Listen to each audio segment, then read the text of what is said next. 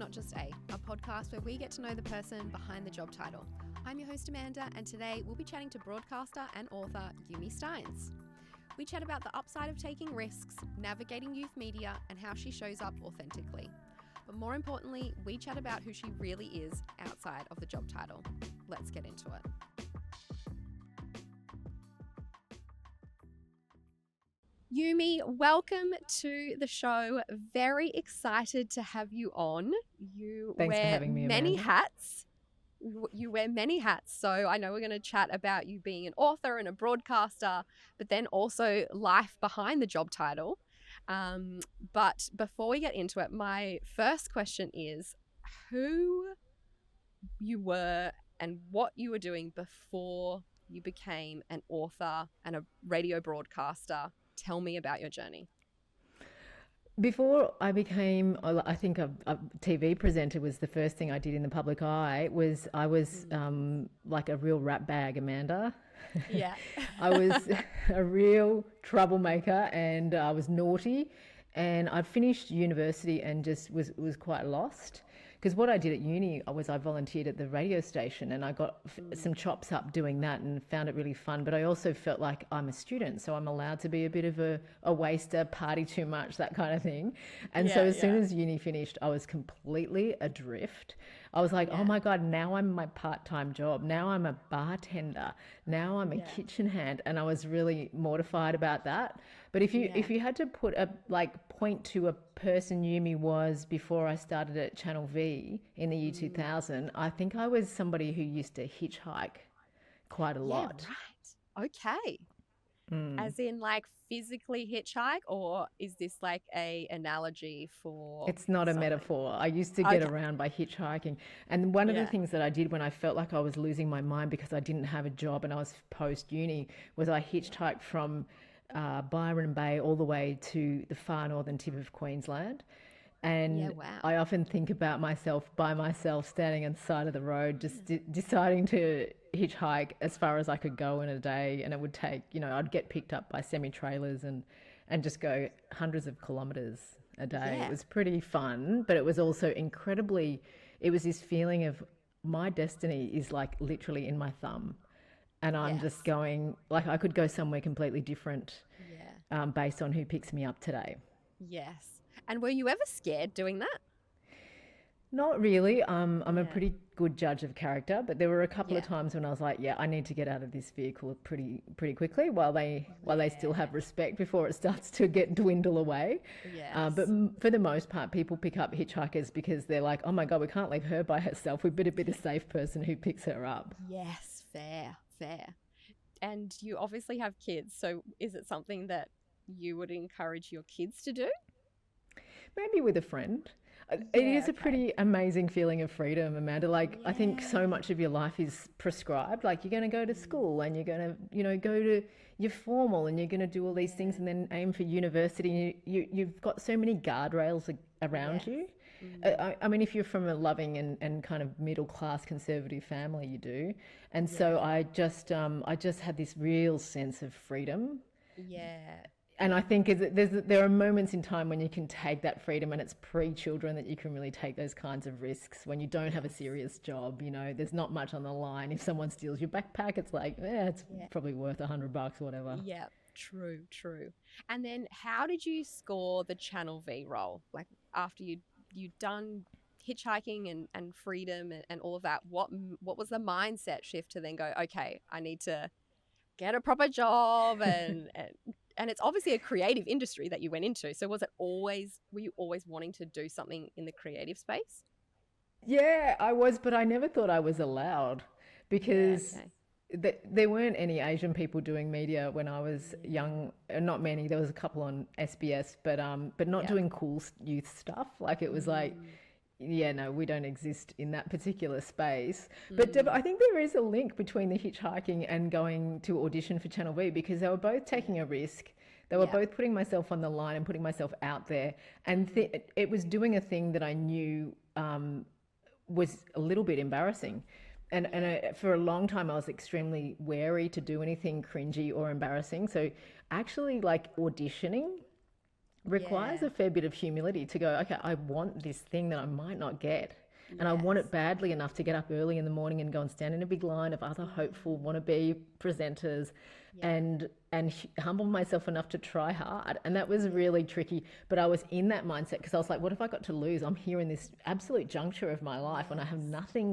nothing to lose. Yeah. So if I can't give it a go now, I'll never ever give it a go. Yeah. So true. And did you actually see the advert for the role, or did somebody show it to you, or like how did that come about? My friend Fiona, that I used to do a radio show at uni with, Oh yeah. she had the street press. It was like like a free newspaper that used to come out with all the bands listings and stuff in it. Yes. And she opened it up and showed it to me, and she said, "You should audition for this." And Yes. So that cool. was a pretty good endorsement from her. Yeah. And I was like, "What? Oh my god!" And just was like, ah.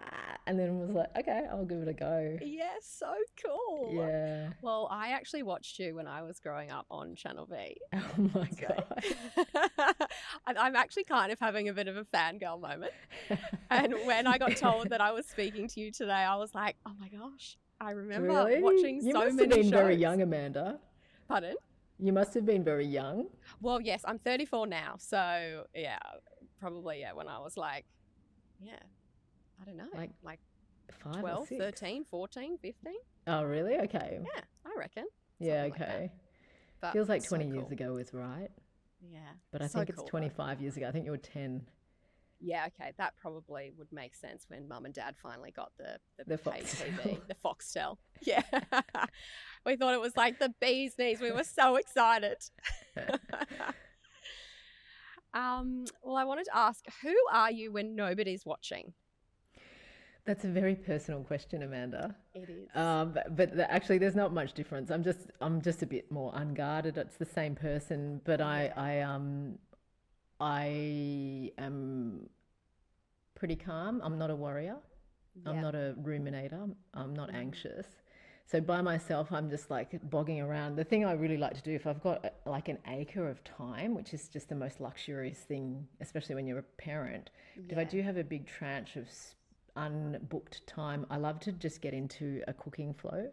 And I might have Mm. a couple of things that I want to cook and I'll get them kind of going. And I absolutely, it's like a yogic flow. You know, when people do Yeah. yoga and they go into a flow state, it's like Yes. that, but I'm in a cooking flow state. Yeah. And Right. I have no sense of the weight of my body Yeah. or the passing of time, except cooks are usually pretty good at knowing when 15 minutes is up or whatever. Yeah. But yeah, I lose any sense of pain or worry or um, anything niggling is just absent from my life, and that's what I really like to do when I've got a bit of spare time. But honestly, the person who I am when no one's watching is a parent. I've seemed Yeah. to do that an awful lot, Mm. and I consider myself a pretty good mum. Yeah. Yes. And back to the cooking. What's your favorite thing to cook? Oh, lots of things. I've Yeah. been working on a recipe for char kway teow, which is a Asian dish. It's started in China. It's also in Vietnam, Thailand, Burma, Yeah. Cambodia, Singapore, and everyone's got a different version of it. But Mm. I've wanted to cook this for about 25 years, and I have been trying to perfect it so that it tastes like a street vendor. You know, when you go to a street stall and they have the most smoky, spicy, delicious noodles. So I've been trying to make that happen. Mm, I wanted to ask you, just said then that you're not a worrier and you're not anxious. And I think Mm. that like being a worrier and being anxious affects so many people. Have you always just not been a worrier? Like, how have there been moments in your life where you have been anxious or you have worried about something? And were there things that you did to help you get through that? Yeah, look, I've never been much of a worrier, so I do think it's some sort of predisposition that you maybe inherit from your parents. But I think Yeah. part of it is environmental and learning as well. Yes. So I have worried about like an exam or a presentation I have to do. I used to get quite anxious before we did a big like stage show or something, and Mm. I'd be quite churned up in the tummy. Yes. And then we'd do the show and then that would pass. So I'd know there's definitely a causation of the event and my feelings towards it and the feelings in my body. But look, I haven't felt much in the way of nervousness or anxiousness about performing for a long time, and I think the secret to that is preparation. So Yeah. I think we were sort of tricked, I think, when we started doing music TV because nobody really explained how to prepare and Yeah. how to do a good job and how to arrive absolutely embodying the things that you needed to be, which was someone who can ask a ton of really informed questions. So Yes. a lot of what we were often doing was just flying by the seat of our pants and trying to remember some smash hits article that you read 3 years Yeah. ago and didn't have the name of the band members written down in front of you, like just basic Yeah. 101 stuff where you'd show up and go, oh my God, it's the Strokes and there's like 6 of them. I can't remember all of them. And they Yes. look really similar except the lead singer, Julian, he's the one with the fat legs. So what I actually realized was there's a couple of things I needed to do was I needed to be sober. I Yeah. couldn't be even hungover or a little bit stoned. Yeah. Yeah. And I needed to have done as much preparation as I could. So I didn't want to be sat down, here are the Strokes, you're going to do this interview, and then go, Yes. oh God, I wish I listened to that album.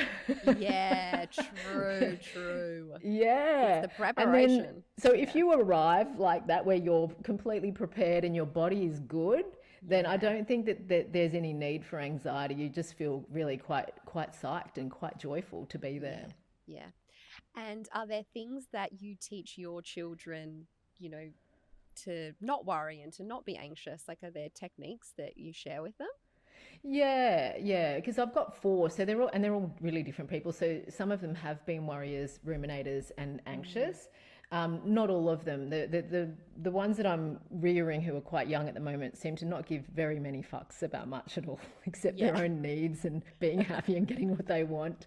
Yeah. But yeah, if you're a worrier or you have anxiety, I think one of the key things that you can do is, and it's so boring, Amanda, but Yeah. it's avoid caffeine and do Yes. exercise as a daily practice. So if you Yes. think about people who are really religious, bless them. And I've got, Yeah. relatives in Japan who are practicing Buddhists and they do, they express their faith on a daily basis. Yeah. And I think you need to think about your exercise with a similar reverence and respect, is that this has to be factored into your life almost like medicine, almost like a spiritual practice, so that you are the most grounded person that you can be day to day. Yes, so true, so true. I've spoken to a couple of people on the podcast who say that exercise has really gotten them through so much Yep. stuff in their life. So, Yeah. yeah, just having that consistency and routine and prioritizing yourself, like this is your 45 to an hour that you're going to take out, be selfish and get it done. Yeah, and I think especially when you've got young kids, it's really easy to say, "Well, that can set aside. I can sacrifice that for now." But Yeah. that's when you need it the most, I think. Yeah, absolutely, absolutely. So talking about that stuff, I wanted to ask, what's a story from your work that perfectly captures how being fully yourself has made you successful? Well, gosh, Amanda, there's so many stories. How could I pick just one? Look, it's a tricky one because there have been times when being fully myself has got me in trouble and, in fact, gotten my shows axed or in jeopardy.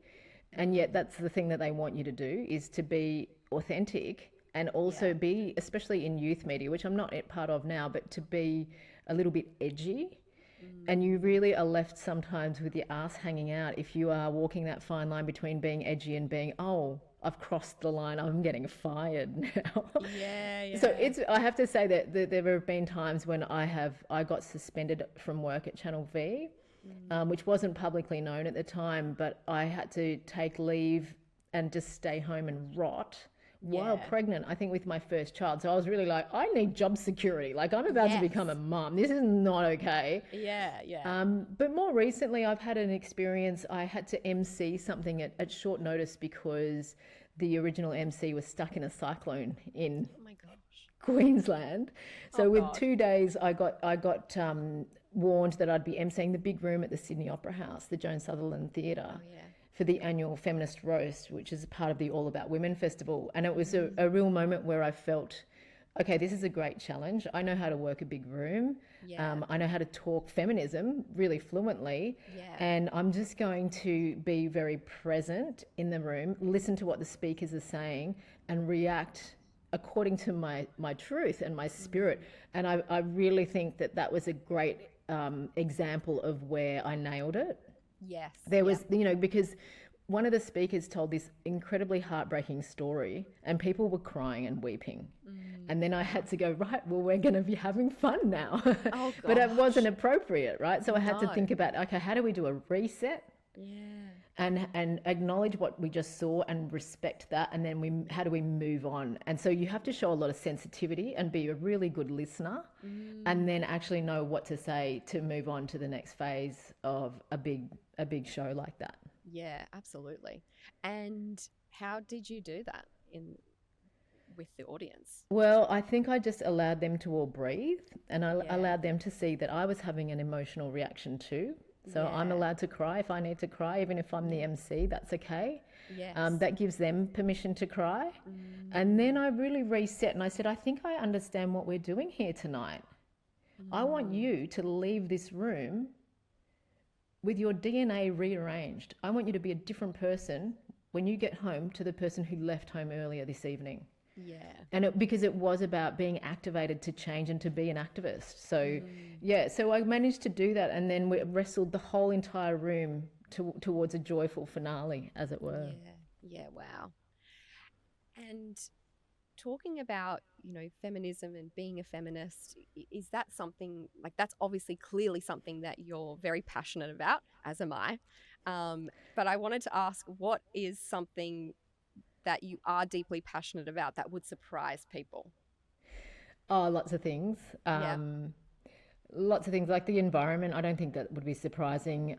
Domestic violence. I don't think that would be surprising. It's not Yeah. necessarily the front and top of the things that I do in my work life. I Yeah. think one of the things that I can visualize, and I know this is a future question you're going to ask me, Yeah.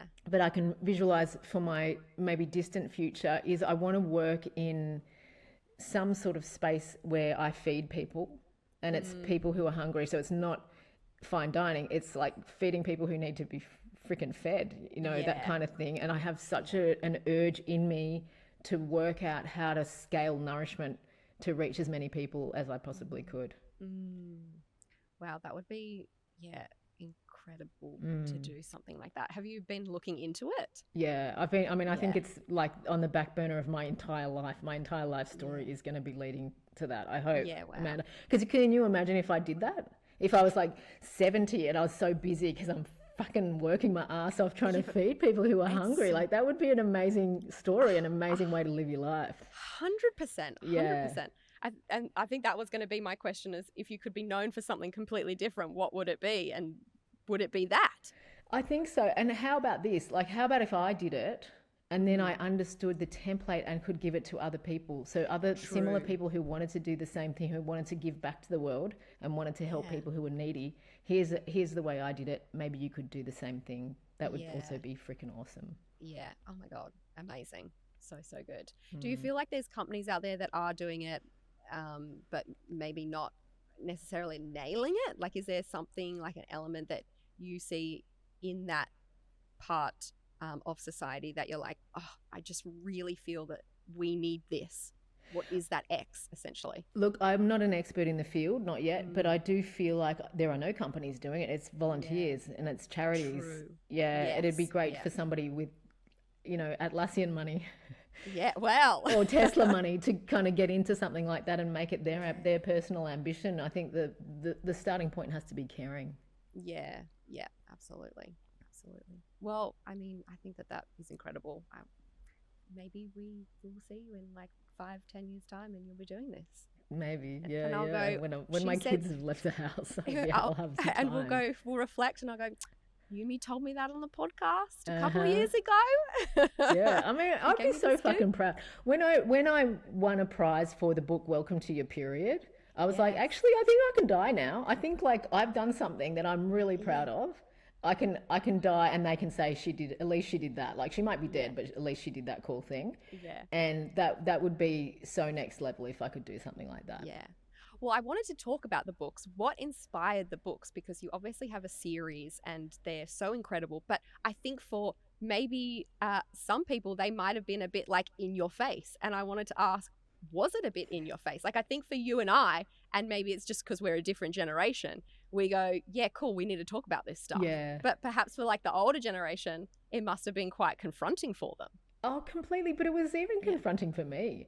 Yeah. When Okay. I was doing research for Welcome to Your Period, I was just ringing Yeah. lots of people. I wanted to get young people's voices in the books because Yeah. young people love the sound of other young people's voices. They Yes. respond so beautifully. But I was Yeah. also getting my own peers, my own cohort of women to describe the first time they got their period. And one Mm. of my friends told me about leaking in bed and it Mm. getting on the sheets and the mattresses and stuff. And I just Mm. realized I have never had this conversation with my friends. I've Yeah. never confessed to that happening, even though I think No. it's probably happened to every single Yeah. person who bleeds, right? Yeah. And Yeah. so I was like, oh, okay, I see why we need to do this book. And then Yeah. within the book, when it was finally, and these processes take many, many months, when it was Mm. finally printed, there was a picture of a girl sort of facing away and looking back at her pajama pants, and there was a blood stain on the back of her pajamas. Yeah. And Yeah. even I gasped because I was like, Yeah. oh my God, we're visually representing this thing that I Yeah. thought was too shameful. And now it's actually got its own picture in our book. And it Yeah. really, it's constantly eye-opening with those books. Is in the research and writing process, I always come across my own sense of what's taboo, and I have to deal with those cultural shutdown urges and Yeah. and keep proceeding through. Yeah. Well, I just think that it's so great that like we're in a society now where we can talk so freely about these things. And I think that there's still a lot to go through. I don't think we're Yeah, like 100% there yet, but I think like these steps are, helping shape, the next generation and like 100%. it's Yeah. okay. It's Yeah, all and I okay. get Yeah. parents, particularly mums, contacting me usually via my Instagram Yeah. to say, I wish that I had your books when I was younger, and thank Yeah. you. I've just given it to my 12-year-old, or just given Yeah. it to my 10-year-old. Yeah. Well, I'm with you. Like, I didn't have that obviously growing up. We barely even spoke about it. It was Yeah, like a 1 hour session, maybe, that your school would put on, but then you never really spoke about it. But like yeah. anything in that whole space. Yeah, yeah. Yeah. And it's so funny because even though we come from different cultural backgrounds, Yeah. our parents were also really cagey about this stuff. It was like, Yeah. why didn't you have the words for it? You lived it. It was so Yeah. funny. It's just so interesting, isn't it? Oh, gosh. I feel like we'd need a whole separate conversation just about that in general. What's a lesson you've learned outside of work that has actually made you better at your job? I have learnt I never wanted to be the needy person or the person who was a bit broken or was having a crisis and had to ask for help. Yeah. And in recent years, I've learned that that time comes for us all when we have to ask for help from people. And so for me, it's centered around my divorce Yeah. and a lot of just a maelstrom of confusion and emotion and heart wrenching time. And I was not able to do things like I'd get a lawyer letter or an email and I'd just be like, I'm frozen. I can't understand what this says. I can't Yeah. actually process the words. So Yeah. I'd have a group of friends who were good at analyzing and would just translate it so that I could understand. So that was a time when I realized that actually asking for help isn't weakness. It really No. strengthens the bonds that you have with your existing peer group of friends. People feel really, really loved and special if they can help you. And so you're giving them a gift by asking for help sometimes. Yeah. That asking for help and needing help is seasonal. So I won't always be in the middle of a horrible divorce. That'll be over, and then I'll be back on my feet, and I can, drop food off to people and be the person reading someone else's emails and say, oh yeah, I know this. So that was incredible in that I just fell wildly in love with my friends. Yeah. And I understood that partnership, that coupling thing that I'd been sold was pretty much not applicable to what I needed in my life and not what I want for my future life. I don't Yes. need a partner. Yeah. And I think the way that came into work was I just have a lot of love for my workmates. I think every workmate is a potential friend. I've Yeah. always been like, we're gonna be friends. Yeah. I don't have a sort of a yucky divide about making friends at work. I think it's a really great place to make friends. Yeah. And I really have been, I think the thing I learnt from that was to be courageous to make the first move in building friendships Yeah. at work or at home or at the gym or wherever, and just really enjoy people. Yeah.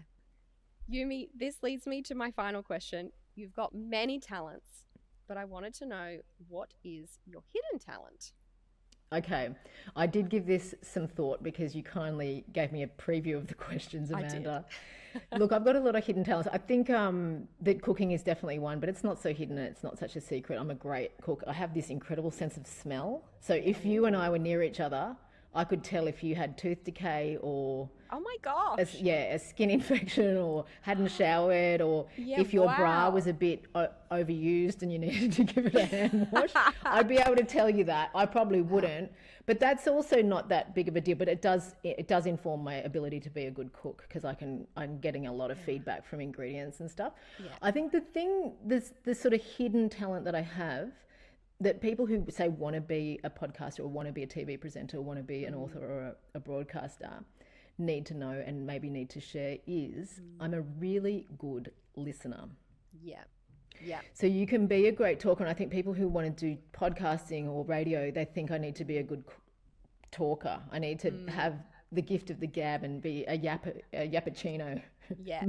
But, but I think firstly you need to be a really good listener. Yeah.